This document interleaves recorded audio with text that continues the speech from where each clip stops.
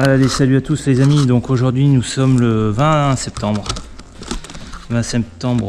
2022. Donc là nous sommes sur la commune de Ambès, non loin de Bordeaux, hein, pas très loin. Donc là nous sommes sur, excusez-moi, c'est que je suis en train de mettre les gants. Hop. Donc là nous sommes dans un hangar, et en fait les maçons ils ont commencé à bosser, sauf que malheureusement il y a certains petits frelons qui les ont empêchés de continuer leur boulot. Donc là le nid, pourquoi je le filme celui-là, c'est que je le trouve super joli et à mon avis il va y avoir une sacrée attaque. Donc vous pouvez le voir, il est là-haut.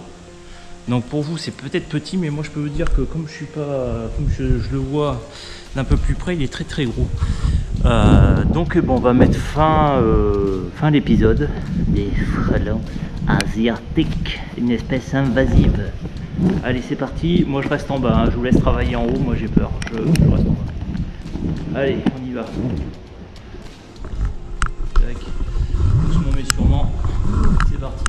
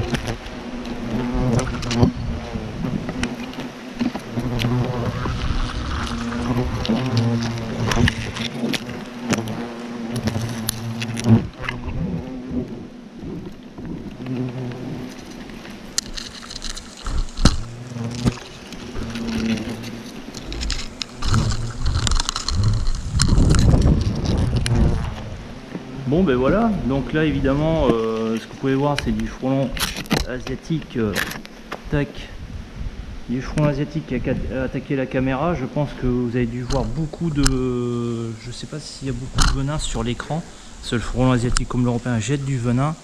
Ah si, j'ai quelques taches sur l'écran, donc ça c'est du venin, hein. Donc là le traitement est terminé. Bon ben voilà, action-réaction, vous avez vu, j'ai percé le nid avant d'avoir poudré parce que j'avais perdu ma petite gâchette. Et vous avez vu la réaction immédiate, c'est agressivité x 10 hein, ou x 1000. Donc regardez, hein, je vous laisse observer les nombres de cadavres par terre. Regardez ça, il y en a partout.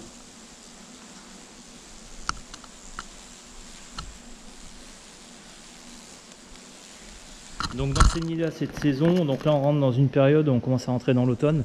Donc là, ce qui est intéressant dans ces nids-là quand on les traite, c'est qu'on commence à avoir pas mal de fondatrices dans les nids. Donc c'est des futures reines de l'année prochaine qui vont passer l'hivernage. Donc on estime entre 10 à 20% qui vont passer l'hiver, mais bon c'est quand même, ça reste énorme sur un secteur pour un nid, hein. C'est pas pour plusieurs, mais dans un nid. Donc il peut y avoir, c'est estimé entre 300 maximum 500 fondatrices dans le nid. Donc là ils vont rentrer en pleine période de reproduction. Donc le froid ne les tue pas, contrairement à ce que j'entends dire souvent. Bien au contraire, tant que le nid arrive à subvenir à lui-même en termes d'alimentation et de termes de population, que le couvain se maintient à 30 degrés, et bien les nids sont très bien isolés à l'extérieur, donc ne vous fiez pas aux apparences. C'est pas parce qu'il fait froid pour nous que chez eux là-haut il fait froid. Donc le front asiatique en général, l'année dernière vous voyez j'en ai fait le dernier encore nid d'actif, je l'ai fait un mi-décembre. Allez, à très bientôt, surveillez les arbres, et pas que, mais notamment les arbres.